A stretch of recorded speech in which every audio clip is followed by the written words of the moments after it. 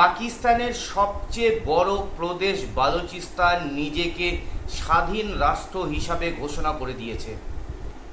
পাকিস্তানের মোট ভূভাগের 44% জায়গা রয়েছে বালুচিস্তানের কাছে এবং এটি পাকিস্তানের সবচেয়ে বড় প্রাকৃতিক খনিজ সম্পদের ভাণ্ডার। বালুচিস্তান নিজেদেরকে স্বাধীন রাষ্ট্র হিসাবে ঘোষণা করতেই বালুচিস্তানের মধ্যে যে চীনের বেশ কিছু মাইনিং কোম্পানিগুলো রয়েছে, তার মধ্যে কিছু মাইনিং কোম্পানিকে চীনের পক্ষ থেকে বন্ধ করার নির্দেশ দিয়ে দেওয়া হয়েছে এবং বালুচিস্তানের পক্ষ থেকে সম্পূর্ণভাবে জানানো হয়েছে যে বালুচিস্তানের মোট এলাকার 85% কন্ট্রোল করছে বালুচিস্তান লিবারেশন আর্মি এবং যে 15% বেঁচে রয়েছে সেই 15%কে মোটামুটি কন্ট্রোলে রেখেছে পাকিস্তানি সৈন্য। এবং বালুচিস্তান শুধু নিজেকে স্বাধীন রাষ্ট্র হিসাবে ঘোষণাই করেনি, অপরদিকে পাক অধিকৃত কাশ্মীরে আন্দোলন চলছে পাকিস্তান সরকারের বিরুদ্ধে যে তারাও পাকিস্তান থেকে স্বাধীন রাষ্ট্র হতে হিসাবে স্বীকৃতি পেতে চায়। এদিকে খাইবার পাখতুন রয়েছে।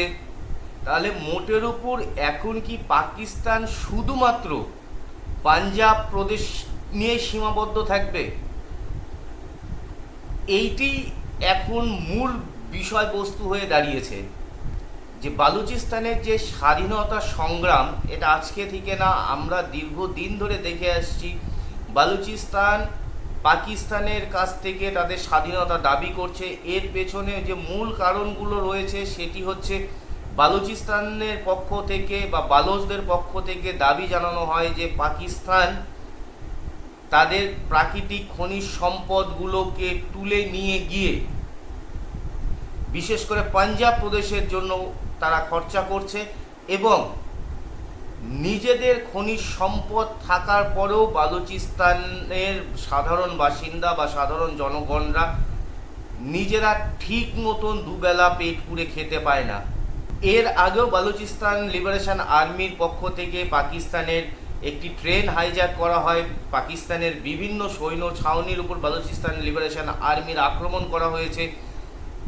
কিছু কিছু জায়গায় তো এমনও ঘটনা হয়েছে পাকিস্তানের যে পুলিশ, সেই পুলিশ শুদ্ধ তাদের পুলিশের যে কোয়ার্টার রয়েছে বা পুলিশ স্টেশন, সেখান থেকে তারা বাইরে বেরোতে ভয় পায়।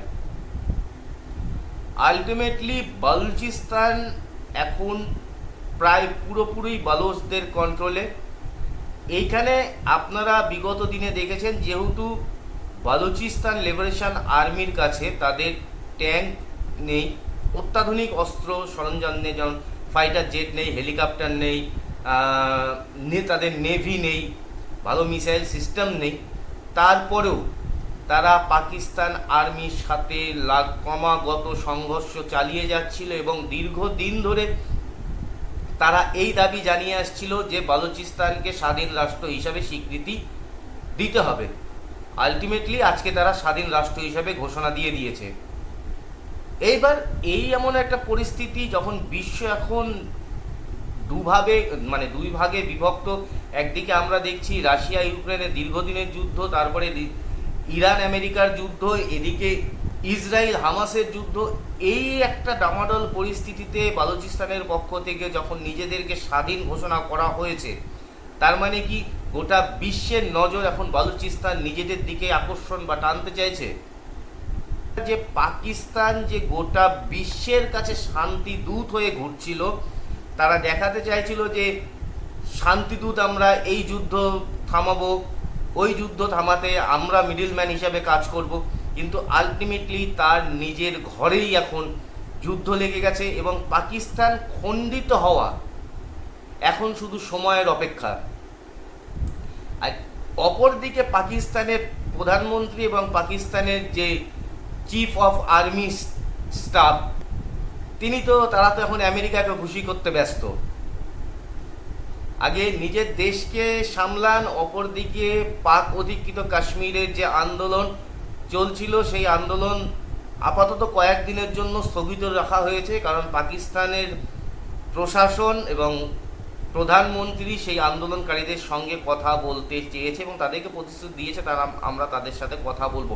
কিন্তু পিওকের আন্দোলনের সংগঠনের যারা মূল দায়িত্ব রয়েছে তাদের পরিষ্কার বক্তব্য যে আমরা এখন পাকিস্তানের থেকে নিজেদেরকে স্বাধীন রাষ্ট্র হিসাবে দেখতে চাই। এই বালুচিস্তানের যে স্বাধীনতা ঘোষণা করা, এই বিষয়টা নিয়ে আপনারা কি ভাবছেন অবশ্যই কমেন্ট বক্সে লিখে জানাবেন। আর যদি আমাদের ভিডিওটি ভালো লেগে থাকে তাহলে অবশ্যই চ্যানেলটিকে সাবস্ক্রাইব করে আমাদের সঙ্গে থাকবেন। সকলে ভালো থাকুন, সুস্থ থাকুন।